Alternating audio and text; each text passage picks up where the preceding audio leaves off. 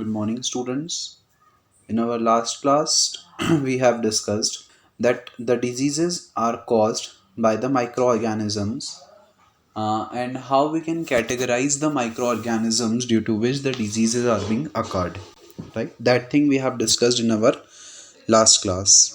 Now, today we are going to start with our next topic, that is the means of spread. जो diseases हैं वो कैसे spread होती हैं, कैसे एक पर्सन से दूसरे पर्सन तक ये जो डिजीज़ेज़ हैं वो फैलती हैं. This thing we are going to discuss in this topic. So how do infectious diseases spread. ये जो इन्फेक्शियस डिजीज़ है वो कैसे स्प्रेड होती हैं, कैसे एक पर्सन से दूसरे पर्सन तक फैलती हैं. Many microbial agents can commonly move from an infected person to someone else in a variety of ways. ये जो इन्फेक्टिंग माइक्रो ऑर्गेनिजम्स हैं, जो माइक्रोब्स हैं, वो एक पर्सन से दूसरे पर्सन तक बहुत से तरीक़ों से जा सकते हैं. There are so many modes by which they can transferred from infected person to a healthy person. In other words, they can be communicated and so are called communicable diseases. हम ये बोल सकते हैं कि वो एक पर्सन से दूसरे पर्सन तक जा रहे हैं. इट मीन्स उनके बीच में कुछ तरह का कम्युनिकेशन हो रहा है और इसीलिए हम इनको क्या बोलते हैं, कम्युनिकेबल डिजीजेज. सो ऐसी डिजीजेज जो एक पर्सन से दूसरे पर्सन में फैलती हैं उनको हम बोलते हैं communicable diseases. Right. such disease causing microbes can spread through air. इस तरीके के जो माइक्रोब्स हैं वो एयर के थ्रू फैल सकते हैं. This occurs through the little droplets thrown out by N infected person who sneezes और कफ. अगर आप छींक रहे हो या खांस रहे हो तो उस समय जो आपका सलाइवा के कुछ पार्टिकल्स बाहर आते हैं उनके साथ ये जो माइक्रोब्स हैं वो बाहर आ सकते हैं और वो किसी हेल्दी पर्सन को इन्फेक्ट कर सकते हैं. Someone standing close by can breathe in these droplets. और अगर कोई पर्सन आपके पास में खड़ा हुआ है तो वो इन ड्रॉपलेट्स को ब्रीद इन कर सकता है. And the microbes get a chance to start a new infection. और इस तरीके से ये जो माइक्रोब्स हैं वो एक इन्फेक्टेड पर्सन से एक हेल्दी पर्सन की बॉडी में एंटर कर जाते हैं और फिर स्प्रेड होना स्टार्ट हो जाते हैं. Example of such diseases spread through the air are common cold, pneumonia, tuberculosis. इस तरह की जो डिजीजेज हैं, that is the pneumonia, TB और कॉमन कोल्ड, ये जो डिजीजेज हैं वो एक पर्सन से दूसरे पर्सन तक एयर के थ्रू फैलती हैं. Right. And now we are familiar with one more disease, right, the COVID. We all have had the experience of sitting near someone suffering from a cold and catching it ourselves. आपने observe किया होगा अगर हमारे घर में किसी को सर्दी खांसी कोल्ड एंड कफ होता है और अगर हम उसके साथ कांटेक्ट में आते हैं तो हमको भी हो जाता है. Right. Obviously the more crowded our living conditions are, the more likely it is that such airborne diseases will occur. जितना ज़्यादा हमारे आसपास क्राउड होगा, जितने ज़्यादा लोगों के साथ हम इंटरेक्शन में आएंगे, उतने ज़्यादा चांसेस हैं कि हमको इस तरीके की जो डिजीज़ेज़ है वो हो सकती हैं. इस फिगर में आप देखकर समझ सकते हैं, जब ये पर्सन इन्फेक्टेड पर्सन कुछ बोलेगा तो इसके जो छोटे छोटे ड्रॉपलेट्स हैं वो कुछ दूरी तक आएंगे और जो लार्ज ड्रॉपलेट्स हैं वो ज़्यादा दूर तक जाएंगे और इस तरीके से कुछ ड्रॉपलेट्स इस तरीके से इस डायरेक्शन में भी जा सकते हैं. तो एयर के थ्रू अगर कोई डिजीज़ स्प्रेड हो रही है तो इट इज़ वेरी हार्मफुल क्योंकि वो कहीं भी जा सकती है. Right. And we have seen an example in the form of corona. Right. Diseases can also be spread through water. अब एयर के अलावा डिजीज़ेस जो हैं वो वाटर के थ्रू भी स्प्रेड हो सकती हैं. This occurs if the excreta from someone suffering from an infectious gut disease such as cholera get mixed with the drinking water used by people living nearby. ऐसा कब होता है? वाटर बॉर्न डिजीजेस कैसे होती हैं, वाटर से diseases कैसे फैलती हैं? सपोज अगर किसी पर्सन का एक्सक्रीटा पानी के साथ मिक्स हो जाता है और अगर कोई दूसरा पर्सन उस पानी को ड्रिंकिंग पर्पस में यूज़ कर रहा है, तो उसकी हेल्थ उस पानी के थ्रू वो जो माइक्रो ऑर्गेनिजम्स हैं वो आपकी बॉडी में एंटर कर जाएंगे and the person will get affected, right. जो कॉलेरा है, cholera is an example of the water borne disease. जो कॉलेरा है वो वाटर से ही फैलता है। The cholera causing microbes will enter new host through the water they drink and cause diseases in them. जो cholera होता है वो वाटर के थ्रू ही किसी पर्सन की बॉडी में एंटर करता है और फिर उस पर्सन को इन्फेक्ट कर देता है। Such diseases are much more likely to spread in the absence of safe supplies of drinking water. इस तरीके की डिजीज़ेस उस उन जगहों पे ज़्यादा होती है जहाँ पर सेफ ड्रिंकिंग वाटर नहीं होता है, जहाँ पे वाटर मैनेजमेंट सही नहीं होता है और जो वाटर मैनेजमेंट है लोगों को साफ़ पानी पीने को नहीं मिलता है, उन जगहों पर इस तरीके की जो डिजीज़ेज़ है वो ज़्यादातर देखने को मिलती हैं। The sexual act is one of the closest physical contact two people can have with each other. जो sexual act होता है that is also one of the way जिसके कारण diseases हैं वो फैलती हैं। Not surprisingly, there are microbial diseases such as syphilis or AIDS that are transmitted by sexual contact from one partner to the other. अगर दो लोग हैं एक दूसरे के साथ सेक्सुअल कांटेक्ट में आते हैं तो एक पर्सन से दूसरे पर्सन तक इस तरीके की डिजीज़ेस जैसे कि एड्स हो गया, सिफिलिस हो गया, इस तरीके की जो डिजीज़ेस हैं वो एक पर्सन से दूसरे पर्सन तक फैलती हैं, राइट, क्योंकि जो दो पर्सन हैं वो एक दूसरे के साथ कांटेक्ट में आ रहे हैं। However, such sexually transmitted diseases are not spread by casual physical contact.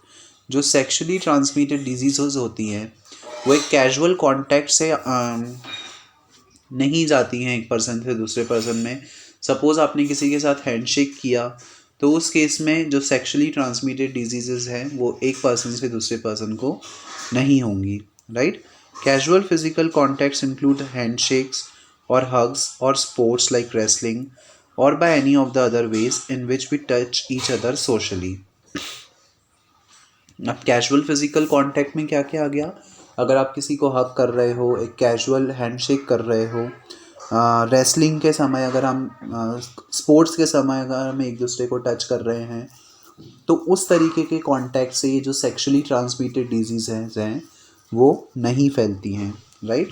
Other than the sexual contact the AIDS virus can also spread through blood to blood contact with infected people. अब sexual contact के अलावा ये जो ads है वो blood to blood contact से भी फैल सकता है। सपोज़ एक इन्फेक्टेड पर्सन को किसी सिरिंज से इंजेक्शन लगाया गया और अगर वही सिरिंज किसी हेल्दी पर्सन पर यूज़ की गई तो उस केस में क्या होगा, ब्लड की टू ब्लड जो वायरस है वो हेल्दी पर्सन की बॉडी में एंटर कर जाएगा, राइट। या एक इन्फेक्टेड पर्सन का ब्लड अगर हेल्दी पर्सन को चढ़ाया है तो उस केस में भी क्या होगा, the person will get infected and the virus will get entered in the body of that healthy person. From an infected mother to her baby during pregnancy, अगर प्रेग्नेंट लेडी अगर कोई लेडी है जो कि प्रेग्नेंट है और if she is infected तो उससे उसके होने वाले बेबी को भी ये जो वायरस है उसमें एंटर कर सकता है। And through breast feeding, breast feeding के दौरान भी जो वायरस है वो बेबी की बॉडी में एंटर कर सकता है from the mother's body. We live in an environment that is full of many other creatures apart from us. हम ऐसे environment में रहते हैं जहाँ पर केवल ह्यूमन बींग्स तो हैं नहीं, हमारे अलावा और भी दूसरे क्रीचर्स हैं, बहुत सारे प्लांट्स हैं, एनिमल्स हैं जो हमारे आसपास रहते हैं। Inevitable that many diseases will be transmitted by other animals. तो बहुत सी डिजीज़ जो हैं वो एनिमल्स के कारण भी ट्रांसमिट होती हैं। These diseases carry the infecting agents from the sick person to the another potential host. ये जो एनिमल्स हैं वो एक सिक पर्सन से माइक्रो ऑर्गेनिजम्स को कैरी करते हुए किसी हेल्दी पर्सन को इन्फेक्ट कर सकते हैं। These animal are thus the intermediaries and are called vectors। ये जो एनिमल्स हैं उनको हम क्या बोलते हैं, इंटरमीडियरीज, और या फिर हम उनको वेक्टर्स भी बोल सकते हैं। क्यों? क्योंकि वो एक इंटरमीडिएट का काम कर रहे हैं इन डिजीजेस को ट्रांसफ़र करने में। The commonest vector we all know are mosquitoes. एक कॉमन एग्जाम्पल हम जानते हैं मस्कीटोज हो गए। In many species of mosquitoes, the female need highly nutritious food in the form of blood in order to be able to lay mature eggs। अगर mosquitoes की बात करें तो मॉस्किटोज़ में जो फीमेल स्पीशीज़ होती हैं उनको ज़्यादा ब्लड की रिक्वायरमेंट होती है, ज़्यादा न्यूट्रिशन की रिक्वायरमेंट होती है ताकि वो अपने एग्स को ले कर सकें। Mosquitoes feed on many warm blooded animals. और जो मॉस्किटोज़ हैं वो वार्म ब्लडेड एनिमल्स पर फीड करते हैं, मतलब वो अपना टारगेट वार्म ब्लडेड एनिमल्स को बनाते हैं, इंक्लूडिंग अस, राइट, जिसमें कि हम भी आते हैं। In this way they can transfer disease from person to person. और इस तरीके से एक पर्सन से दूसरे पर्सन में ये जो इन्फेक्शियस डिजीज़ हैं वो ट्रांसफ़र होती हैं। In this picture we can see कि किन किन तरहों से जो डिजीज़ हैं वो एक पर्सन से दूसरे पर्सन पे को अफेक्ट कर सकती हैं। By sexual contact, by physical contact, by air, by indirect contact. किसी चीज़ पर अगर ये माइक्रो ऑर्गेनिजम्स आ गए, फॉर एग्जांपल कोई चीज़ जिसको आपने टच किया और उसको किसी दूसरे पर्सन ने भी टच किया तो उससे भी जो माइक्रो ऑर्गेनिजम्स हैं वो ट्रांसफ़र होते हैं। By food also, by mosquito या कोई इंसेक्ट या और कोई एनिमल। तो इन सब तरीक़ों से ये जो डिजीज़ हैं वो एक हेल्दी पर्सन को अफेक्ट कर सकती हैं from the infected person, right. Now organ specific and tissue specific manifestations. अब कुछ डिजीज़ ऐसी होती हैं जो किसी पर्टिकुलर ऑर्गन पर या किसी पर्टिकुलर टिश्यूज़ पर टारगेट करती हैं, राइट। तो ऐसी कौन सी डिजीज़ हैं जो कोई पर्टिकुलर ऑर्गन्स पर टारगेट करेंगी या पर्टिकुलर टिश्यूज़ पर टारगेट करेंगी, उनके बारे में डिस्कस करते हैं। The disease causing microbes enter the body through these different means. हमने अभी बहुत सारे तरीके पढ़े जिनसे कि जो माइक्रो ऑर्गेनिजम्स हैं वो एक पर्सन से दूसरे पर्सन की बॉडी में एंटर करते हैं। Where do they go then? अब एंटर करने के बाद वो माइक्रो ऑर्गेनिजम्स कहाँ जाते हैं? The body is very large when compare to the microbes. अगर हम एक माइक्रो ऑर्गेनिज्म के कंपैरिजन में देखें तो उस कंपैरिजन में हमारी जो बॉडी है वो बहुत बड़ी है, right. So there are many possible places, organs और tissues where they could go. तो बहुत सारी पॉसिबिलिटीज़ होती हैं कि अगर एक ऑर्गेनिज़म, एक माइक्रो ऑर्गेनिज़म हमारी बॉडी में एंटर कर गया तो वो बहुत सारी जगहों पे जा सकता है, क्योंकि उसके लिए हमारी बॉडी जो है वो एक बहुत बड़ी प्लेस है, right. Do all the microbes go to the same tissues और ऑर्गन? क्या सारे माइक्रो ऑर्गेनिजम्स एक ही टिश्यू पर या एक ही ऑर्गन पे जाते हैं? और do they go to the different ones, या वो अलग अलग जगहों पर जाते हैं? So different species of microbes seem to have evolved to home on different parts of the body। तो अलग अलग टाइप के माइक्रो ऑर्गेनिजम्स जो हैं वो अलग अलग बॉडी के पार्ट्स पर अटैक करते हैं। In part this selection is connected to their point of entry. और ये जो सिलेक्शन है वो कहीं ना कहीं उनकी पॉइंट ऑफ एंट्री पे भी डिपेंड करता है कि ये जो माइक्रो ऑर्गेनिजम्स हैं वो हमारी बॉडी में किस पाथ से एंटर कर रहे हैं। हमारे माउथ से, हमारी नोज़ से, आईज़, ईयर्स, किस किस मीडियम से ये जो माइक्रो ऑर्गेनिजम्स हैं वो हमारी बॉडी में एंटर कर रहे हैं, उस पर भी ये चीज़ डिपेंड करती है। If they enter from the air via the nose they are likely to go to the lungs. अगर माइक्रो ऑर्गेनिजम्स एयर से हमारी बॉडी में एंटर कर रहे हैं तो ज़्यादातर चांसेस होते हैं कि वो कहाँ पे जाएंगे, लंग्स में जाएंगे, right. This is seen in the bacteria causing tuberculosis. वो बैक्टीरिया जिनके कारण टीबी होता है, ट्यूबरक्यूलोसिस होता है, वो बैक्टीरियाज जो हैं वो भी एयर की हेल्प से, हमारे नोज से होते हुए लंग्स तक जाते हैं। If they enter through the mouth they can stay in the gut lining like typhoid causing bacteria. अगर टाइफाइड कॉजिंग बैक्टीरिया की बात करें या उसके जैसे दूसरे बैक्टीरियाज की बात करें जो कि माउथ से एंटर करते हैं, तो वो हमारी गट लाइनिंग के पास ही रहते हैं। और they can go to the liver, या वो लिवर में भी जा सकते हैं, जैसे कि जॉन्डिस का वायरस जाता है, right. But this did need not always be the case. लेकिन ज़रूरी नहीं है कि हमेशा ऐसा ही होगा कि जो नोज़ से आया है वो लिवर में जाएगा, या जो माउथ से आया है जो एयर से आया है वो लंग्स में जाएगा, या जो माउथ से आया है वो लिवर में जाएगा। ज़रूरी नहीं है कि हर बार ऐसा ही हो। An infection like HIV that comes into the body via the sexual organs will spread to lymph nodes all over the body. अगर HIV की बात करें, ह्यूमन इम्यूनो वायरस जिसके कारण एड्स होता है, तो अगर वो सेक्सुअल ऑर्गन्स के थ्रू आप किसी की बॉडी में एंटर कर रहा है, तो वो लिम्फ से स्प्रेड होता हुआ वो पूरी बॉडी में फैल जाता है। अगर मलेरिया कॉजिंग माइक्रोब्स की बात करें तो वो मॉस्क्यूटो बाइट से हमारी बॉडी में एंटर करते हैं। अगर मॉस्क्यूटो किसी को काट रहा है तो वहाँ से वो जो माइक्रो ऑर्गेनिजम्स हैं वो हमारी बॉडी में एंटर करते हैं, and they will go to the liver and then to the red blood cells, और फिर वो लिवर में जाकर हमारे पूरे रेड ब्लड सेल्स में फैल जाते हैं, मतलब हमारी पूरी बॉडी में फैल जाते हैं। The virus causing Japanese encephalitis or brain fever will similarly enter through a mosquito bite, but it goes on to the infect the brain. अगर हम जापानीज एनसेफेलिटिस की बात करें या ब्रेन फीवर की बात करें तो तो उसके भी माइक्रोब्स जो हैं वो मॉस्किटो बाइट से हमारी बॉडी में एंटर करते हैं और उसके बाद ब्रेन पर अटैक करते हैं। The science and symptoms of the disease will thus depend on the tissues or organs which the microbes target.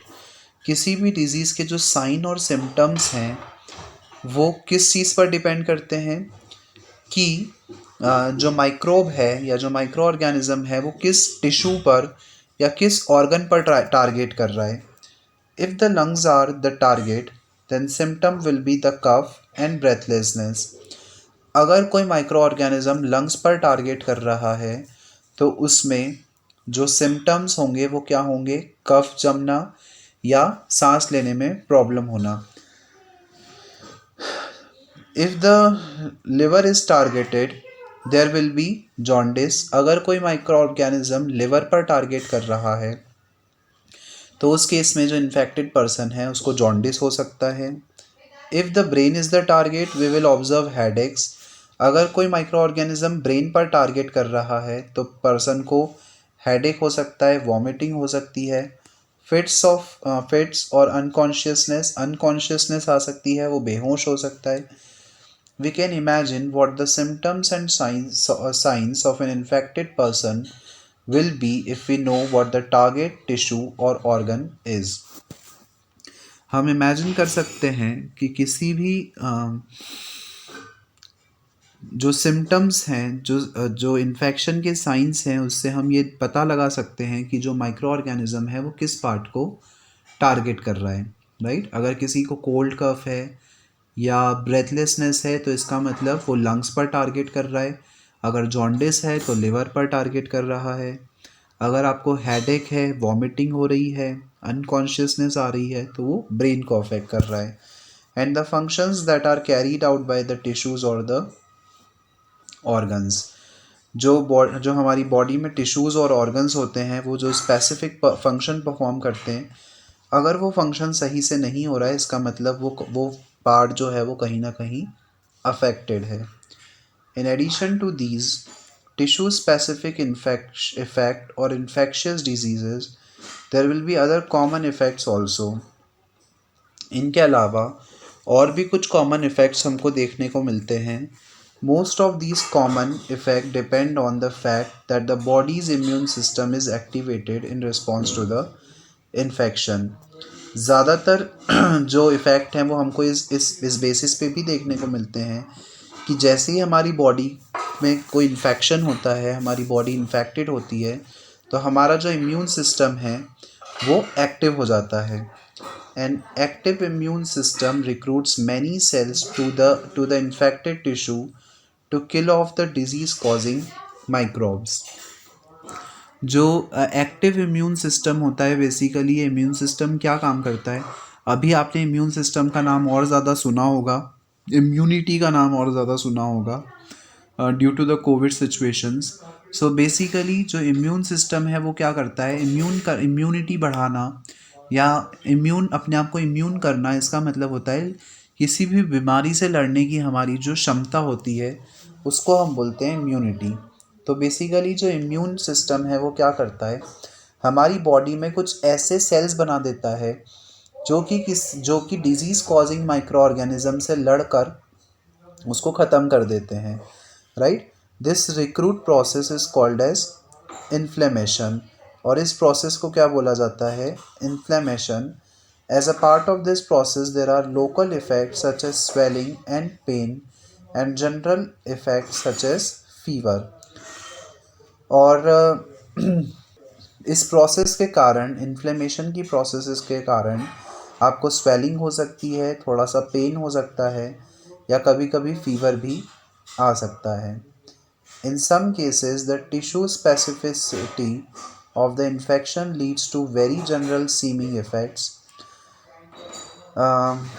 For example, in HIV infection, the virus goes to the immune system and damages its function.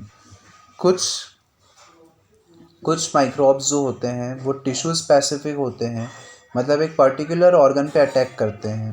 Right. अगर हम HIV की बात करें, the virus that causes AIDS, human immuno virus.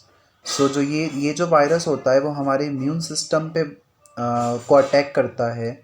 और जब obvious सी बात है कि जब हमारा इम्यून सिस्टम ही वीक हो जाएगा तो हमारी बॉडी जो है वो बीमारियों से नहीं लड़ पाएगी और हम इनडायरेक्टली क्या हो जाएंगे, वीक हो जाएंगे. राइट. और उसके बाद कोई भी बीमारी हमको ईजिली कैच कर सकती है.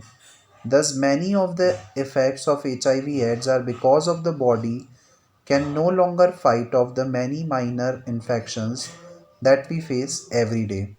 और उस केस में क्या होता है, हमारी जो बॉडी होती है वो छोटे छोटे इन्फेक्शंस को भी फेस नहीं कर पाती है, छोटे छोटे इन्फेक्शन से भी लड़ नहीं पाती है.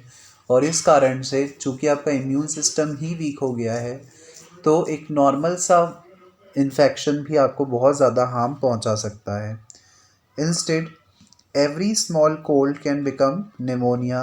अगर आपको एक छोटा सा सर्दी भी हुई है, सर्दी खांसी भी हुई है, तो वो निमोनिया का रूप ले लेती है.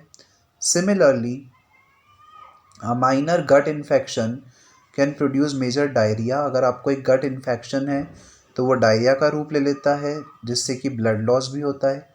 Ultimately, it is these other infections that kill people suffering from HIV/AIDS. और अगर कोई पर्सन HIV/AIDS से इन्फेक्टेड है तो वो इन छोटे छोटे इन्फेक्शंस के कारण भी मर सकता है. They will die. It is also important to remember that the severity of disease manifestation depends on the number of microbes in the body. अब ये चीज़ भी यहाँ पे एक्सप्लेन करना ज़रूरी है कि कोई भी डिज़ीज़ की सीवियरिटी, कोई डिज़ीज़ कितनी ज़्यादा सीवियर है, ये चीज़ इस पे भी डिपेंड करती है कि हमारी बॉडी में जो माइक्रो ऑर्गेनिज़म्स हैं उनकी संख्या कितनी है. राइट. ऑब्वियस सी बात है, ज़्यादा माइक्रो ऑर्गेनिज़म तो डिज़ीज़ ज़्यादा सीवियर, अगर कम माइक्रो ऑर्गेनिज़म तो disease come severe. If the number of microbes is very small, the disease manifestations may be the minor or unnoticed. अगर माइक्रो ऑर्गेनिजम्स कम है तो जो डिज़ीज़ होगी वो माइनर रहेगी और शायद हमको पता भी नहीं चलेगा कि हमारी बॉडी में कोई वायरस है. But if the number is of order of but if the number is of the same microbe large, the disease can be severe enough to be life threatening. लेकिन अगर ये माइक्रो ऑर्गेनिजम्स की संख्या ज़्यादा हो गई तो उस केस में जो डिजीज़ है वो बहुत ज़्यादा सीवियर भी हो सकती है. The immune system is a major factor that determines the number of microbes surviving in the body. जो इम्यून सिस्टम होता है वो एक बहुत इम्पॉर्टेंट रोल प्ले करता है ये डिसाइड करने के लिए कि कितने माइक्रो ऑर्गेनिजम्स जो डिजीज़ कॉजिंग माइक्रो ऑर्गेनिजम्स हैं वो हमारी बॉडी में सर्वाइव करेंगे. We shall look into this aspect a little later in the chapter. इसके बारे में हम इसी चैप्टर में थोड़ा सा बाद में पढ़ेंगे in our next topics. So that's all for today's class, students. In our next class we will study the next topic. Thank you.